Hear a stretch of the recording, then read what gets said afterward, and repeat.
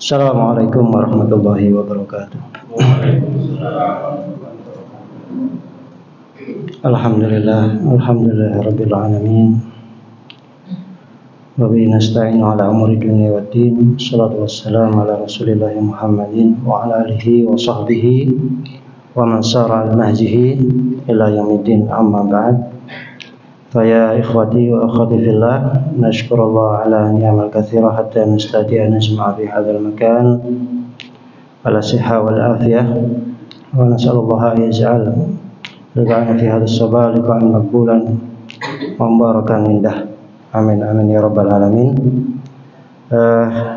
Jamaah sekalian dimuliakan oleh Allah, awal mula perjumpaan kita, mari kita kita mulai ya dengan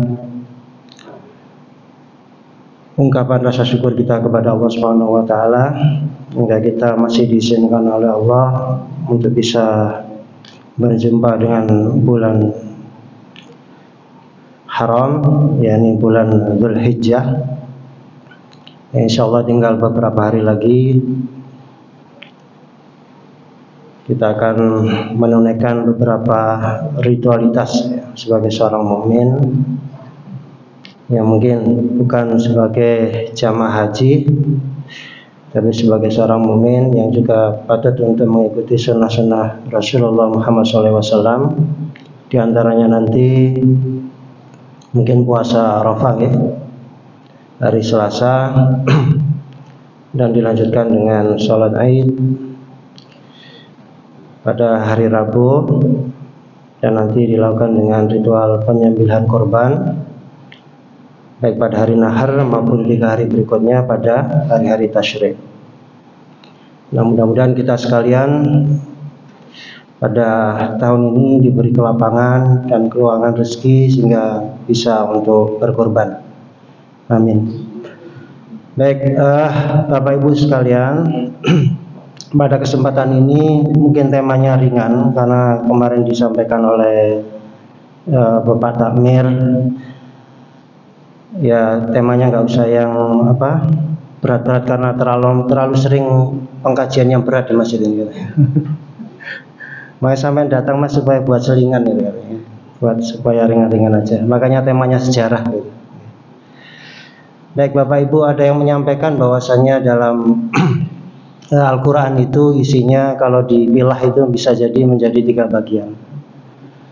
Jadi yang pertama bagian terkait dengan aqaidiyah, keyakinan-keyakinan keagamaan, prinsip-prinsip keagamaan.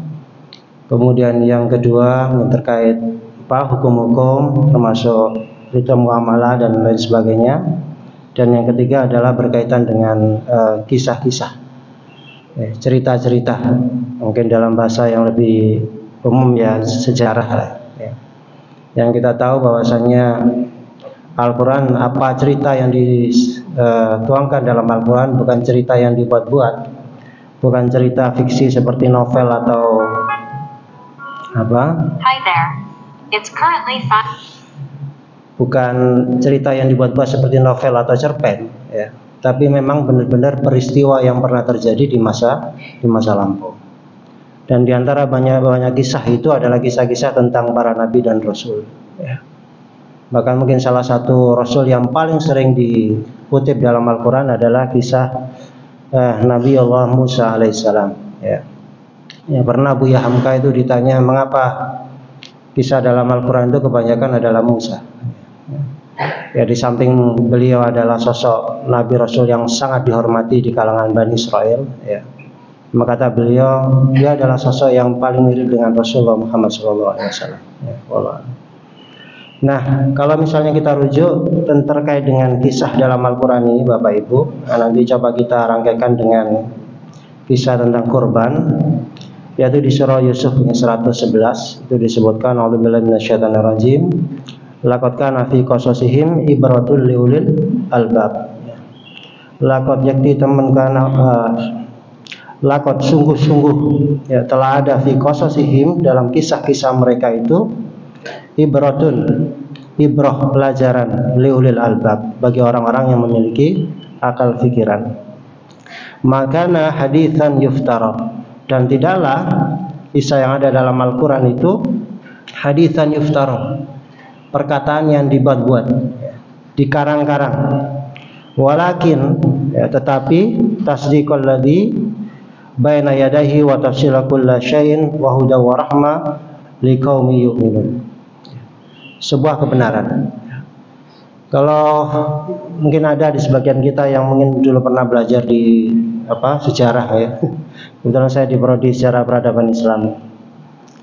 Itu sejarah itu salah satu fungsinya pertama adalah untuk memoria vitae atau vita memoria. Jadi sebagai kumpulan dokumen tentang kehidupan di masa lampau, cerita-cerita. Nah, di sini disebutkan dari kata fi qasasim, kisah, cerita tentang masa lampau.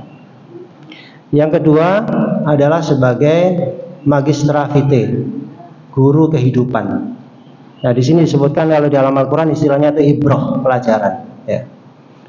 Kata-kata ini diungkapkan oleh Cicero, ya, salah seorang filsuf Yunani kuno. Tapi tentu kita tidak merujuk pada vitae, cuma ini pelajaran masa lalu dari sejarah. Al-Quran itu konsepnya jauh lebih dalam daripada apa yang pernah dipikirkan oleh manusia. Ya. Dan kemudian sejarah juga bisa berfungsi sebagai lumen veritatis, sebagai lentera atau suluh kebenaran. Maka sejarah berusaha betul mengungkap bagaimana peristiwa yang benar-benar terjadi seperti apa. Ya. Peristiwanya sebenarnya kayak apa toh? Dati aneh. Lumen veritatis. Nah, ini disebutkan maka haditsan yuftar. Tidaklah apa kisah-kisah yang ada dalam Al-Quran itu adalah cerita yang dibuat-buat, tapi benar-benar cerita yang sebenar-benarnya terjadi. Nah, di antara cerita-cerita yang ada dalam Al-Quran, salah satunya adalah cerita tentang kurban. Nah, karena ini momentumnya kurban, dan saya yakin ini topik yang bukan hal baru ya. Karena tiap tahun pasti diulang-ulang, makanya ini selingan gitu katanya. Nah, kurban kita tahu dari kata koroba, jadi dekat. Jadi kalau istilahnya kurban yang mendekatkan diri kepada Allah Subhanahu Wa Taala. Nah, cuma kurban selama ini dalam konsepsi kita itu hanya kita rujukan kepada kurban Idul Adha, itu penyembelihan. Kurban udhiyah namanya. Sementara kita tahu kan kurban banyak ya.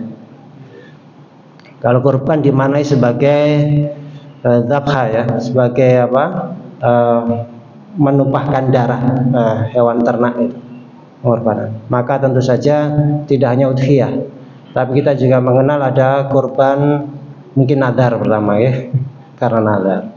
Kemudian juga ada kurban yang di haji itu namanya hadiu ya, sama juga nanti dam itu ya. Nah, nanti juga ada kurban untuk kalau anak lahir itu namanya akikah. Jadi ada banyak macam dari bentuk kurban. Nah, udhiyah kurban ya tanggal hari nahar sampai hari tasyrik itu hanya salah satu bentuk saja dari kurban.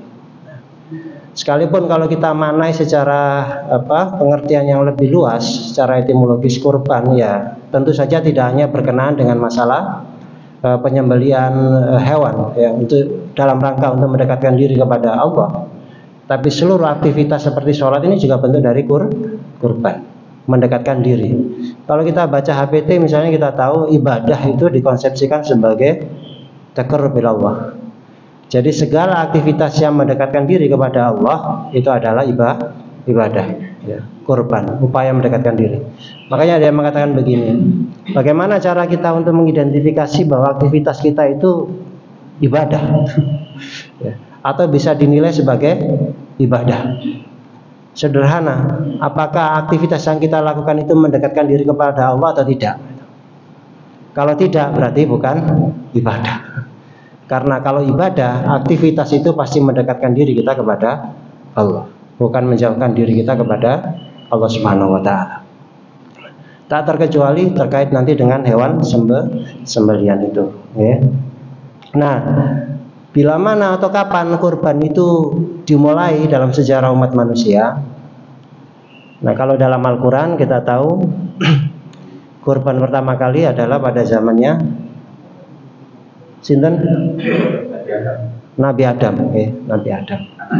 Anaknya terutama, kisah dari Qabil dan Habil. Meskipun dalam beberapa cerita Israeliat ya, ini ceritanya katanya rebutan perempuan katanya, Pak. Enggak bener ya, buatan laras. Cuma kalau membuat cerita itu katanya memang kalau dibumbu-bumbui romansa itu agak lebih menarik katanya. Lebih menarik. Cuma intinya dua putra dari Nabi Adam alaihissalam ini kan melakukan pengorbanan untuk mendekatkan diri kepada Allah. Nah, dalam satunya dalam bentuk hewan ternak gitu. Habil memberikan yang terbaik, cari yang paling gemuk, Pak. Pokoknya yang paling wah lah gitu. Nah, sementara Qabil ini dari hasil taninya dan ternyata tidak berusaha untuk memberikan yang terbaik. Nah, singkat cerita, nah kemudian Allah menerima dari Habil. Nah, kalau dalam kisah dalam tafsir itu kita tahu yaitu diangkat begitu. Jadi hewan kibasnya itu diangkat ke langit. Ya. Pada peristiwa saat itu, ya. Pada itu kemudian bukti itu diterima. Ya, itu bentuk, ya. Kalau dikisahkannya itu di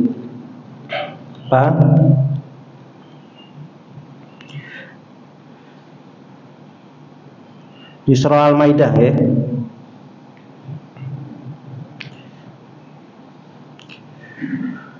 Watlu alaihim naba abnai Adam, dan bacalah kepada mereka naba abnai Adam, naba kabar tentang dua anak Nabi Adam bil haq idh qarraba, nalikan ketika kedua anak itu melakukan pengorbanan, kurbanan fatukubbila min ahadihima walam yutaqabbal minal akhar, diterima dari salah satu di antara mereka sementara dari yang lainnya tidak diterima. Qala laqtulannak, nah salah satu orang yang tidak diterima ini laqtulannak, ya, benar-benar aku akan membunuhmu. Ada konsep lam takkid dan juga nun di sini, ya, benar-benar. Qala innama yataqabbalallahu minal muttaqin, Allah hanya menerima kurban itu dari orang-orang yang bertakwa, konsep ketakwaan. Ini ceritanya, ya. Nah, cuma nanti kalau dalam tafsir hewan kurbannya Habil ini nanti diturunkan kembali pada masa Nabi Ibrahim katanya, yang dipakai untuk menggantikan Nabi sinten, Pak? Ismail, saya setuju. Ya, nanti coba kita baca tafsirnya ya. Itu Nabi Ismail atau bukan? Leres nggih Nabi Ismail nggih? Saya setuju, Bu. Oke. Coba nanti kita baca di tafsirnya langsung saja, nggih. Baik. Nah, intinya kemudian terkait udhiyah yang pasti kita semua sudah memahami ini kewajiban bagi bagi orang muslim. Kalau dalam beberapa riwayat setiap keluarga mestinya bisa membuat kurban. Nah, namun kalau misalnya dalam riwayatnya Abu Hurairah itu ya man kana lahu sa'ah, maka nalahu sa'ah, ya, bagi mereka yang memiliki kelapangan, ya. Walau sa'ah walam yudakhi falam yakrubanna musallana, barang siapa yang memiliki kelapangan rezeki terutama dan kemudian tidak melakukan udhiyah, maka jangan dekati tempat sholat kami, maka diindikasikan sebagai kemunafikan, ya. Artinya naudzubillah min dzalik. Jadi kalau semisal kemudian mendapatkan kelapangan, ya diupayakan, Pak, supaya bisa melakukan kurban, ya. Satu keluarga satu cukup ya, Pak, ya. Atau tiap orang, Pak. Nek duwe take ben orang ya ora apa-apa, enggak ada lah. Tapi satu kurban itu bisa untuk satu keluarga. Oke. Kemudian kita lanjutkan ayat lainnya yang menyatakan itu mulanya Tapi apakah kemudian tradisi udhiyah, tradisi kurban itu memang baru bermula pada masa Nabi Ibrahim? Nah, kalau kita baca di surah Al-Hajj ya, ayat 34, maka kalau penjelasannya, A'udzubillahi minasyaitonir rajim, walikulli ummatin, dan bagi tiap-tiap umat itu ja'alna mansakan, kami jadikan mansakan. Kalau kita baca tafsir, maka seperti Mujahid menjelaskan, mansakan adalah ya tempat atau di mana kemudian tiap umat itu melakukan penyembelihan kurban. Ya, walikulli ummatin, tiap umat. Ya. Artinya tradisi ini tidak hanya pada masa Nabi Ibrahim. Jadi tiap generasi itu ada tradisi ini dibawa oleh para nabi dan rasulnya. Dan kita tahu bahwa tiap umat itu dikirimi oleh Allah Subhanahu wa taala utusan untuk memberi peringatan. Nah, terkait bagaimana bentuk dan wujudnya, ya tentu kita tidak memahami secara utuh itu. Kita hanya mewarisi tradisi dari Nabi Ibrahim alaihissalam. Jadi tiap generasi, tiap umat memiliki tradisi kurban. Tidak hanya pada masa Nabi Ibrahim dan umat kita. Ya. Jadi ini termasuk bentuk praktek peribadatan yang lama, yang klasik, ya, bukan sesuatu yang baru. Ya. Yang baru. Baik.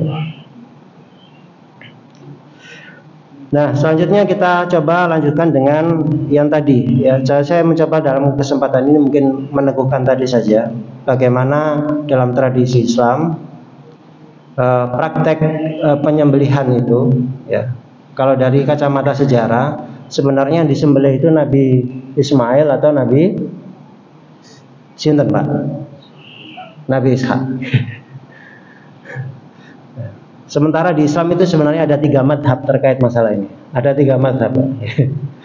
Cuma kita selama ini meyakini yang disembelih adalah Nabi Ismail alaihissalam, ya. Nabi Ismail. Nah, itu bisa dirujukkan, jangan bisa buka di tafsir As-Saffat ayat 100 mulai 101, ya. Kita mulai baca saja. Saya coba nanti dari 2 tafsir saja, Pak. Satu dari Tabari dan satu dari Qurtubi, ya, yang mungkin menjelaskan masalah itu. Kalau jangan buka Zamakhsyari dan Razi itu tidak ada kejelasan, tidak menyebutkan nama. Termasuk lampaknya beliau masuk dalam kategori madhab yang ketiga, Pak. Madhab yang ketiga. Oke. Sambil saya bacakan buatan orang pagi ngantos suruh kita sedang. Nah, ini saya coba baca dari tafsir At-Tabari, ini tafsir Jami'ul Bayan fi Tafsiril Quran dari At-Tabari, Tufiya 310 Hijriah, meninggal tahun 310 Hijriah. A'udzubillahi minasyaitonir rajim, fabasyarnahu bigulamin halim, dan kami beri kabar gembira siapa? Nabi Ibrahim. Bigulamin halim, dengan seorang anak yang halim, ya, berarti lembut. Meskipun kalau dalam beberapa tafsir, kalau jangan baca itu, ya, termasuk nanti Qurtubi, ayat ini tidak disandingkan dengan ayat selanjutnya, tapi dipisahkan. Okay. Kalau ini kan dilanjutkan, fabasyarnahu bighulamin halim, falamma balagha ma'u sa'ya, maka tatkala kemudian anaknya itu mencapai usia sa'ya, wis iso dijak nyambut gawe bareng, ya. Kalau dalam beberapa kisah, ya, jadi Nabi Allah Ibrahim mendapatkan Ismail itu pada usia 86 tahun, Pak. 86 tahun. Kemudian setelah 13 tahun baru kemudian Ishak lahir. Jadi sudah ketika usia 13 atau 14 tahun. Maka kemudian makanya beberapa muslim mengatakan falamma balagha ma'u sa'ya. Ada kata sa'ya di sini, ya. Nah, saya di sini juga nanti berbeda-beda itu.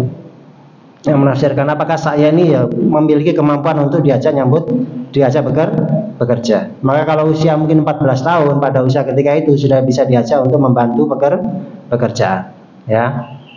Ini satu penafsiran. Nah, penafsiran yang lainnya adalah saya ini adalah ketika seseorang memang sudah benar-benar mampu melakukan pekerjaan secara mandiri, ya, mendapatkan usaha, mendapatkan penghasilan. Nah, yang ketiga ada yang mengatakan mau saya adalah ketika dalam sebuah perjalanan. Karena sa'yu bisa diartikan jalan, Pak. Jadi falamma balagha ma'us sa'ya.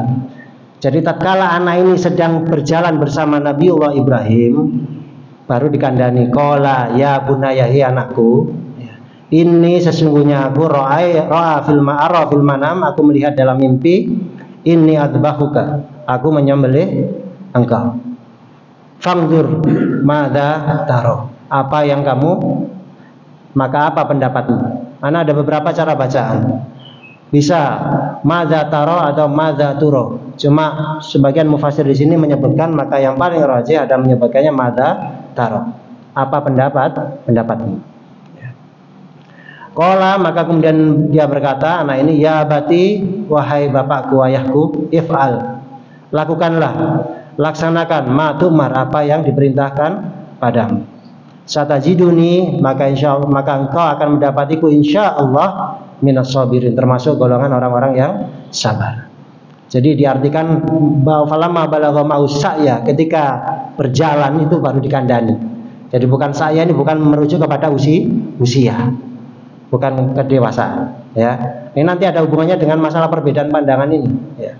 Karena dalam beberapa cerita, kalau misalnya kita rujukkan pada kisah-kisah Yahudi Nasrani, itu kan mereka mengatakan Nabi Ibrahim itu ketika mau menyembelih itu kan dari rumahnya ya Beersheba di daerah Palestina yang sekarang diduduki oleh Israel menuju ke Baitul Maqdis.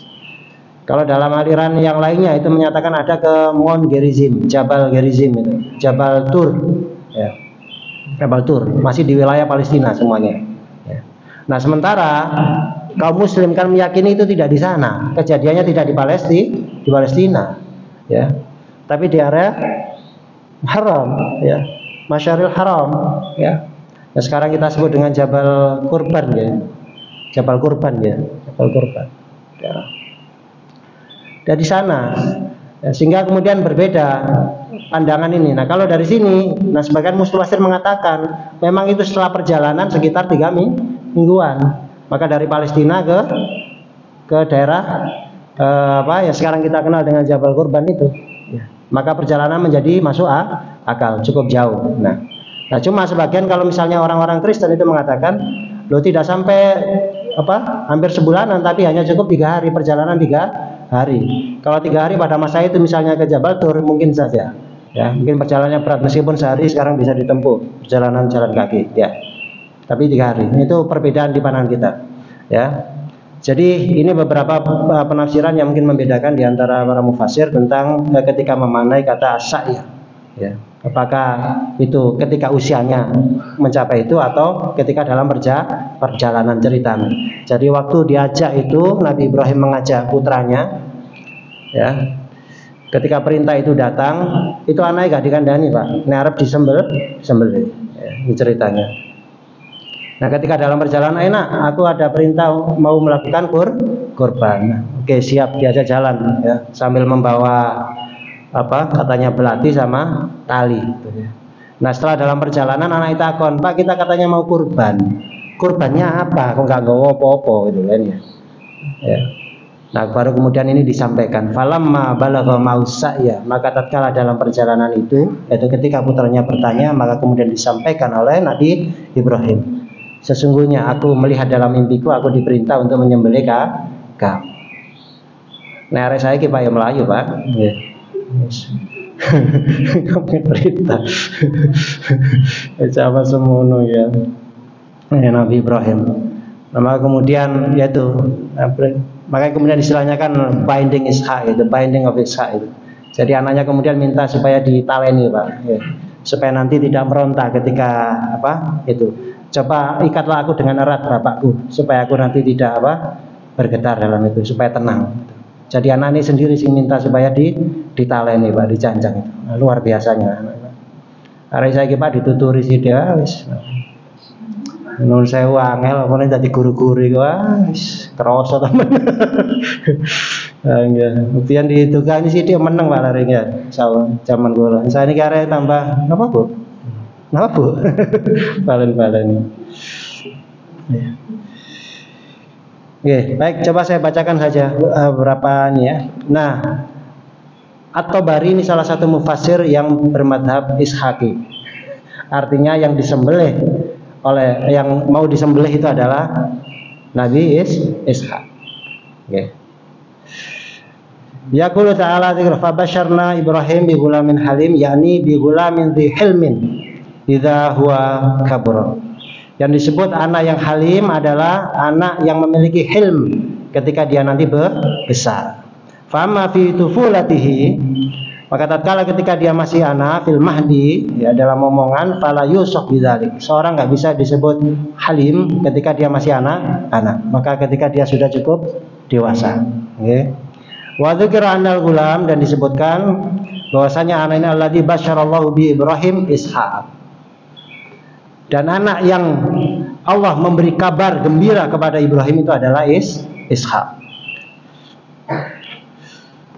Zakara man qala dzalik, di antara yang mengatakan itu misalnya adalah hadatsana Muhammad bin Hamid qala hadatsana Yahya bin Wadih qala hadatsana Al-Husain an Yazid an Ikrimah fa basyarna bi ghulamin halim qala, siapa Ikrimah? Huwa Ishaq. Ikrimah menyebutkan itu adalah Ishaq.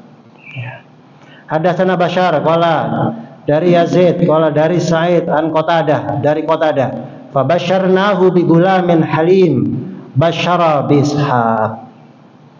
Nabi Ibrahim dikabar gembira yaitu Ishaq. Qala lam yuthna bil hilm ala ahadin ghairi Ishaq wa Ibrahim, dan dalam Al-Quran tidak ada yang disifati sebagai hilm kecuali Ishaq dan Nabi Ibrahim. Nah, ini dalilnya, pemahaman beliau. Wa qalu falamma balagha mausaya,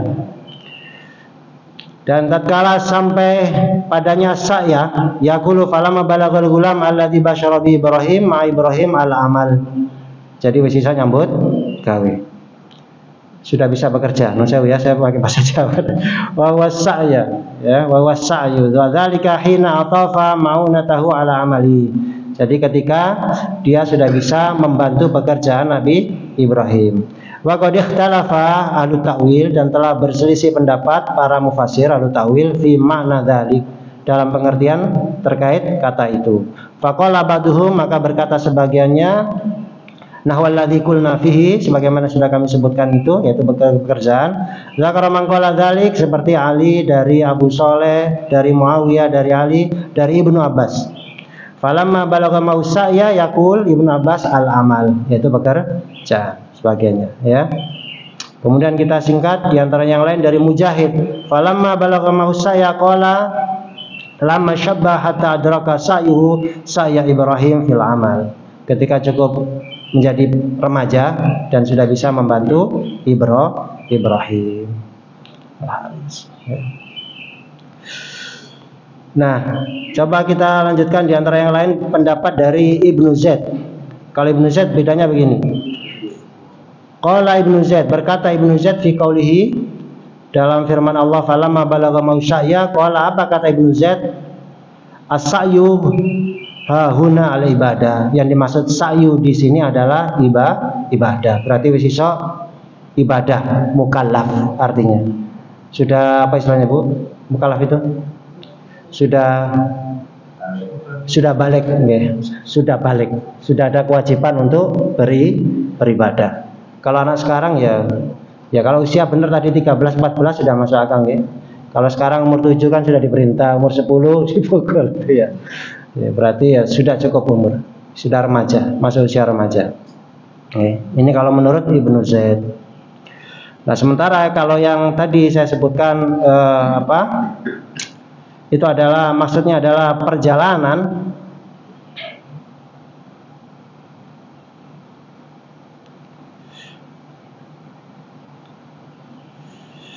Mana ya? Lanjut aja. Nah, ini dari Sa'id, okay? Dari Yazid, kemudian dari Sa'id an Qatadah, dari Qatadah. Falamma balagha mausaya lamma masya ma'abihi.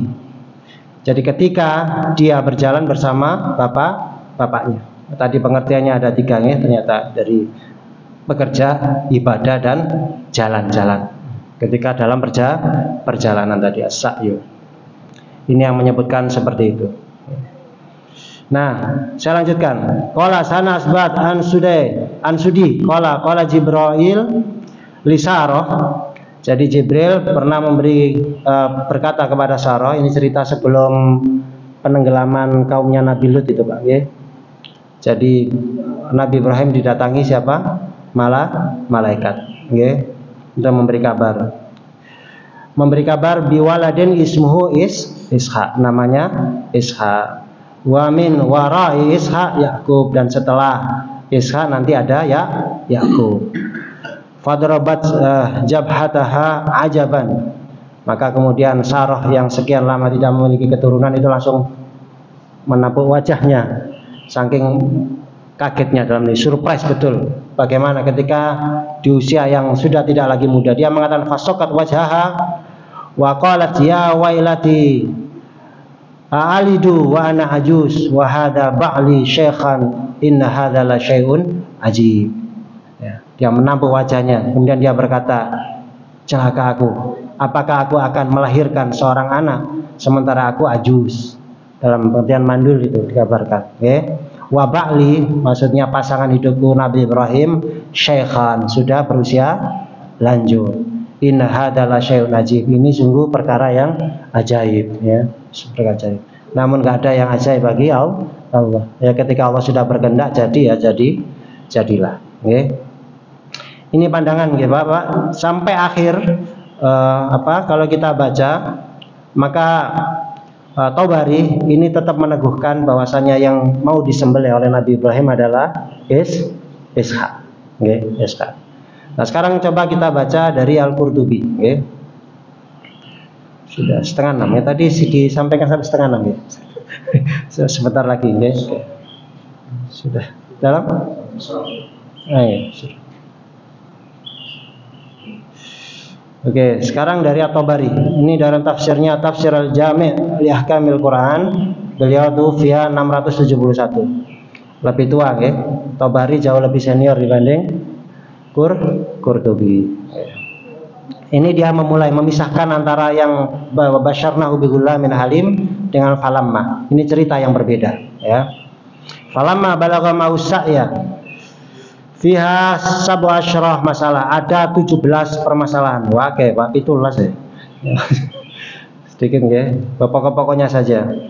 Yang pertama, falamma balagha mausa'i fa wahabna lahul ghulam falamma balagha ma'hul mablagh alladhi yas'a ma bihi fi umuri dunya mu'ainan ala amalihi, ketika dia sudah mampu untuk membantu bapaknya bekerja. Qala ya bunayya, ya anakku, inni ara fil manami anni atbahuka, aku melihat dalam mimpiku aku menyembelihmu. Wa qala Mujahid, maka berkata siapa Al-Mujahid, falamma balagha mausaya isyaba wa draga sayu saya Ibrahim, tadi sudah disebutkan.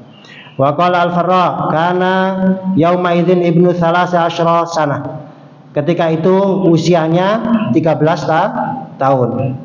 Ini dari Al-Farra. Wa qala Ibnu Abbas, berkata Ibnu Abbas, wal ikhtilam, sudah balik. Okay. Qatadah berkata, masya ma'abihi, saya dari kata tengah berjalan bersama bapaknya, nggak ada hubungannya dengan usia. Ya, tapi yang jelas sudah bisa berjalan, ya, Pak, bukan lagi bayi, karena sudah jalan sama bapaknya. Al Hasan wa Muqatil, huwa sa'yul aqal alladhi taqumu bihil hujjah. Jadi Al-Hasan dan Muqatil mengatakan orang yang sudah cukup berakal, seseorang yang sudah punya akal, sudah biasa diajak untuk hujjah, untuk menerima dalil, menerima pengertian argumen.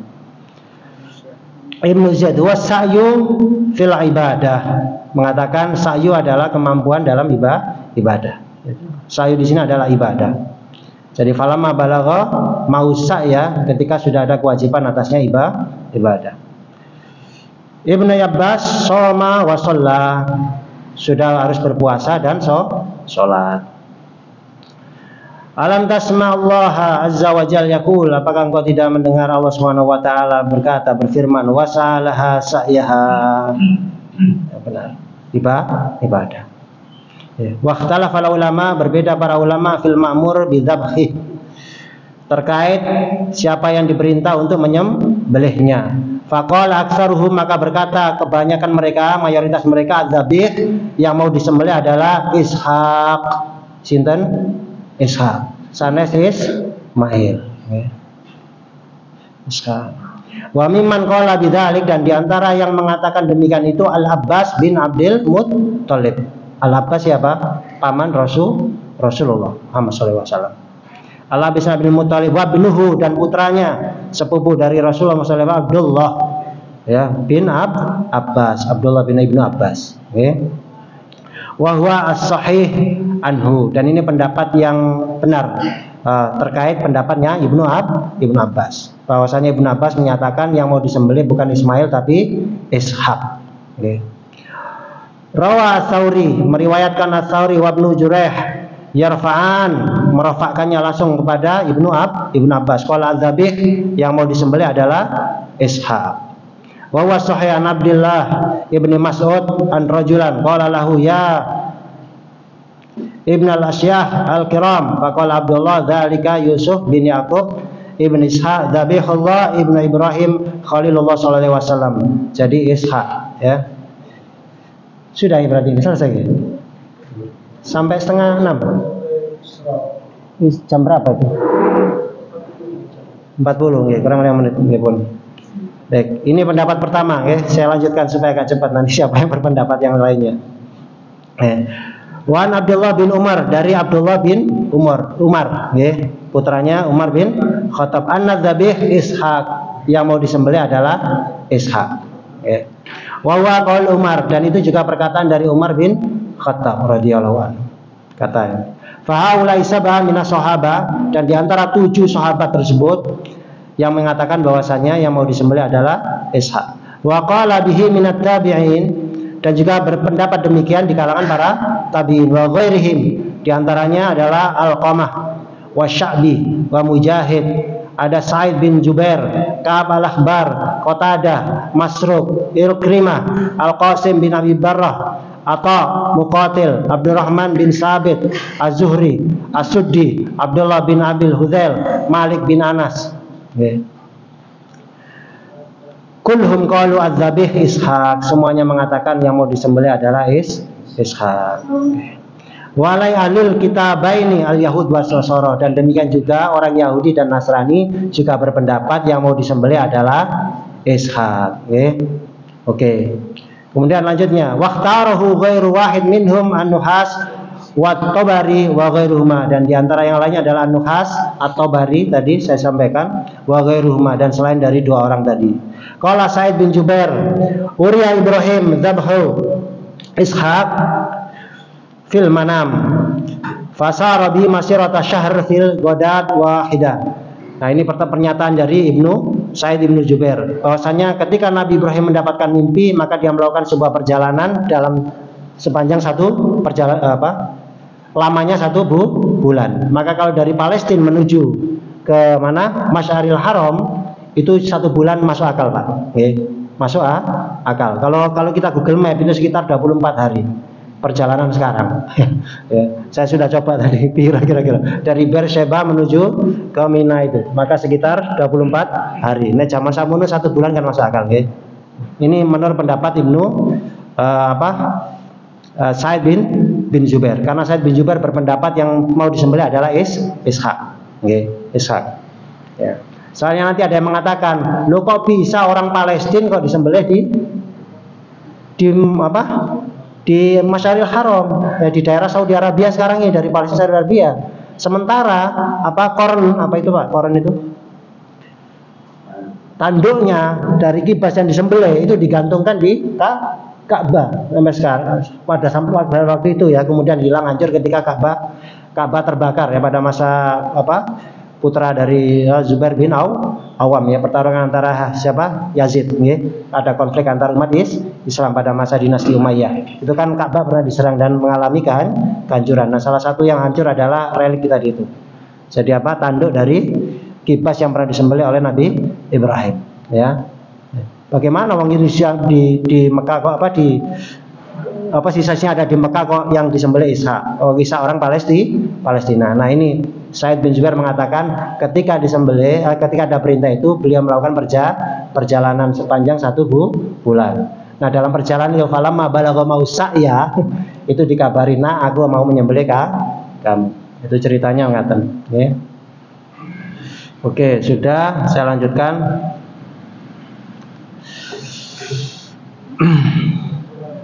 Wa hadzal fasara fi masalah syarah zaman. Wa hadzal qaul aqwa fi naql anin Nabi sallallahu alaihi wasallam wa anis sahabat wa tabi'in, dan pendapat ini adalah pendapat yang kuat, lebih kuat menurut beliau ya, dari Rasulullah Muhammad SAW dan juga dari para sahabat dan para tabi'in.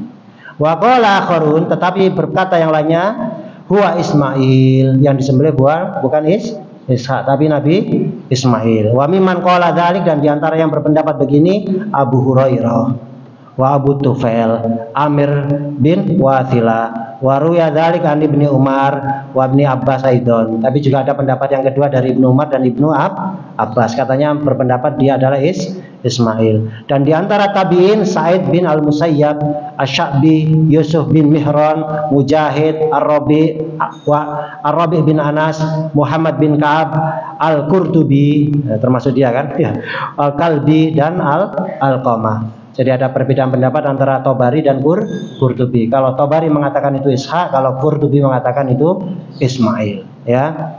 Nah, di antara pandangan-pandangannya wa anil asma, ini ceritanya. Di antara dari asma'i qala sa'altu Aba Amr bin Al-Ila anidzabi. Aku pernah bertanya kepada Amr bin Ila tentang siapa yang disembelih itu.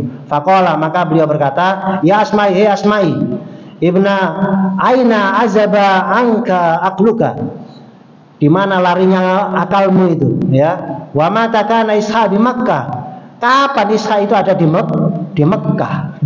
Wa inna makana Ismail di Mekkah, sementara Ismail ada di Mekkah. Wa huwa alladzi banal baita ma'abihi, dan dialah yang membangun bait Ka'bah bersama bapaknya. Wal minhar di Mekkah, sementara tempat penyembelihannya ada di Mekkah.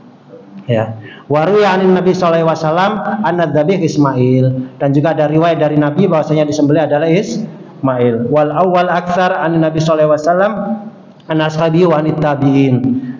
Begitu Pak nggih, singkat cerita. Jadi ada dua pandangan besar di kalangan para mufassir dan juga para ulama mulai dari zaman sahabat, Pak. Jadi satu mengatakan yang disembelih adalah Ishak, satu yang disembelih adalah Ismail. Dan pendapat yang ketiga gimana Pak? Disebutkan di sini. Panggon ini dia. Saya pikir cukup ya. Ya pendapat dalam. Oh, saya cepatkan. Oh, astagfirullah. Soalnya itu sudah mau jam 6 Pak. Salah ya. Oke, tambah lagi saya bacakan aja kalau gitu. Oke. Saya menyatakan supaya bukan pendapat saya Pak ya, saya tafsir aja. Mengapa? Karena saya menyatakan ini karena seringkali kalau yang berpendapat ini disalah-salahkan Pak. Oh Yahudi, Nasrani gitu ya Pak. Saya cuma supaya jangan sampai begitu, gitu ya. Kita memang berpandangan yang disembelih adalah Nabi Ismail. Cuma jangan gara-gara karena sebagian saudara kita itu berpandangan bahwasanya disembelih itu adalah Ishak, mereka seolah-olah ikut Yahudi, ikut Nasrani. Tidak, itu pendapat sudah ada sejak zaman sahabat, gitu ya. Sudah ada zaman sahabat. Jadi supaya jangan saling menyalahkan, ya. Memang benar Nasrani Yahudi itu berpandang yang disembelih adalah Ishak. Ya jelas lah karena mereka tidak mengakui Nabi Muhammad, apalagi putranya. Ya. Cuma kalau ada kita meyakini itu adalah Ishak, itu memang ada pendapat yang kuat di dalam tradisi kita. Ya. Nah, saya lanjutkan ya. Nah ini beberapa mengapa mereka berbeda pandangan Pak. Ini dalil-dalil di antara mereka, ya. Perbedaan argumentasinya.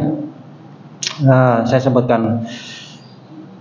Sudah tadi di salah satunya itu saya contoh dari Amr bin Ila yang ketika Asma'i bertanya kepada beliau. Wahtaju bi anna Allah sebentar. Ini zahibun ila. Wah, ini sudah ya. Wa qad akhbara Ibrahim hina faraqa qaumahu fa hajara ila Syam ma imraatihi Sarah wa ibn akhihi Lut faqala falamma yadazalahum wa ma bla bla bla Shafat 99 annahu da'a faqala rabbi habli minas solihin. Ya Allah berilah aku keturunan yang di antara orang-orang yang soleh. Ini tatkala Ini kisahnya itu ketika belum mendapatkan keturunan. Jadi ceritanya Bapak sampai usia 86 kan belum 70 belum dapat keturunan. Kemudian Sarah nanti meminta supaya menikahi Hajar. Akhirnya ketika usia 86 mendapatkan keturunan, ya. Oke, nah usia 1 tahun katanya sampai 2 tahun, saya tidak tahu, mungkin ceritanya ini katanya ada rasa-rasa kurang nyaman gitu Pak ya. Akhirnya kemudian ada perintah supaya membawa Hajar dan putranya yang masih berusia 1 tahun atau 2 tahun yaitu Ismail ke sekarang yang kita kenal sebagai Mekah. Yang ketika itu masih gurun pasir itu, ya. Dan ketika dibawa Pak itu juga nggak dikandani Pak kalau mau ditinggal itu kan ceritanya begitu. Sama seperti tadi, anaknya dibawa nggak dikandani, nego Arab disembelih, ya prosesnya. Jadi Nabi Ibrahim itu perintah Allah ya sudah perintah Allah laksanakan, ya. Nah ketika mau ditinggal itu kan kemudian Hajar lari itu, ya Ibrahim istilahnya, apakah kamu akan meninggalkanku dan anakmu di sini sampai beberapa kali kan ya. Nah sampai kemudian ketika dia yakin bahwasanya Nabi Ibrahim mau meninggal dia, apakah ini perintah dari Allah? Nabi Ibrahim tidak mengatakan Pak. Kalau dalam cerita tafsir itu disebutkan tidak mengatakan iya, tidak, hanya menganggukkan kepala. Okay. Sampai gak kuat ya Pak, ninggal anak bojo, anak cili Pak, jenggot bayi Pak, karena pangan beberapa kurma dan air sedikit. Tapi karena perintah Allah dilakoni Pak. Apakah ini perintah Allah? Ngangguk. Kalau ini benar perintah Allah, Allah tidak akan meninggalkan hambanya. Mesti dijamin Pak. Ya. Insya Allah gak bakal ninggal putra. Ya. Yakin Pak. Ya. Kalau lihat cerita ini saya selalu cerita ingat saya waktu pertama kali mau menikah dulu itu. Ya. Istri pertama saya dulu Pak ya. Ya. Mau menikah cari bapak, sudah wae menikah, duwe calon enggak? Nek duwe calon bapak duwe calon. Ya Kak sedikit gimana gitu Pak. Duwe Pak, Masya Allah enggak punya ya. Supaya salah satu teman saya minta nikah, tapi saya nggak bekerja Pak. Pas kontrak kan diperpanjang. Cari bapak, ya bapakku nganggur ya Pak. Lule, non saya nggak bahasa Sidoarjo nih Pak ya. Cangkem disuai kono jatahe. Nek kon gak yakin tauhidmu dandanono, ngoten ya Pak. Ya wis aduh. Cangkem disuai kono jatahe, kalau rugi apa? Meragukan Allah Subhanahu wa taala. Nek niate nikah karena Allah insyaallah rezeki dijamin oleh Allah Subhanahu wa taala. Nggih. Ini waktu masa itu Bang, saya lanjutkan sedikit. Rabbi Abli ini ceritanya qala gulam halim alladhi basyar Ibrahim inna busyra bi Ishaq. Jadi beberapa di antara para yang berpandangan Ishaq adalah satu yang diberi kabar gembira kata wa basyarnahu itu adalah Sarah. Berarti Ishaq ya. Tapi di surah As-Saffat kalau jangan baca dari awal mulai 101 sampai 107 itu kata basyarna itu ada 2. Basyara yang pertama dan basyara yang kedua. Basyara yang kedua memang benar-benar Ishaq. Tapi basyara yang pertama tidak disebutkan namanya. Ya, maka ada 2 busyra, 2 kabar gembira. Nah, ini yang kemudian yang berpendapat yang pertama adalah Ismail dan cerita penyembelihan itu setelah basyara yang pertama. Baru setelah cerita penyembelihan baru ada wabasyarna dengan Ishaq. Jadi cerita Ishak itu setelah ada cerita penyembelihan di surah As-Saffat itu. Maka kemudian yang berpandangan ini Ismail adalah iya benar yang busro, tapi busronya ada 2, bukan cuma Saro. Tapi Nabi Ibrahim juga sudah diberi kabar gembira ketika Hajar memiliki keturunan. Karena sangat berharap Pak punya keturunan Nabi Ibrahim. Kemudian dikabari dapat keturunan yaitu Ismail. Begitu ya salah satunya. Kemudian pandangan yang kedua. Ya.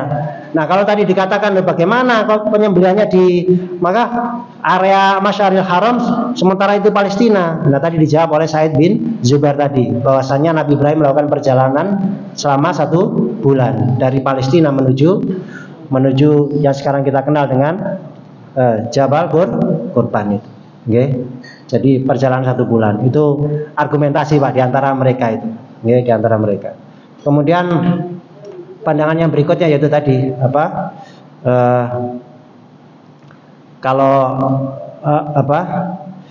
kisah-kisah Halim ya di situ disebutkan memang yang berhati lembut ya. Tapi ini terkait penyembelihan Pak. Dan dalam Al-Qur'an yang disebut minas sabirin, orang-orang yang sabar di antara para nabi itu adalah Nabi Ismail dan Nabi Idris. Nah, ini yang dijadikan dalil bahwasanya yang disebut itu adalah Nabi Ismail karena dia bersabar ketika ada perintah mau disembelih. Nah, mazhab yang ketiga yang terakhir adalah wallahu a'lamu bis shawab. Saya beberapa para mufassir tidak menyebutkan nama Pak. sengaja. Jadi pokoknya anaknya Nabi Ibrahim. Jadi sama Mazhab Zuhri itu tidak menyebutkan nama sama sekali.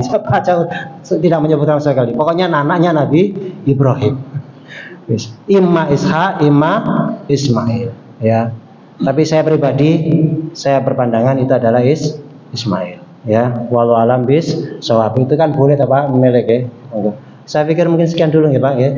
Cuma kalau misalnya mengapa orang Nasrani sama Yahudi itu berkaitan, karena di kitab Taurat Pak ya, di kitab Genesis 22 ayat 2 ya.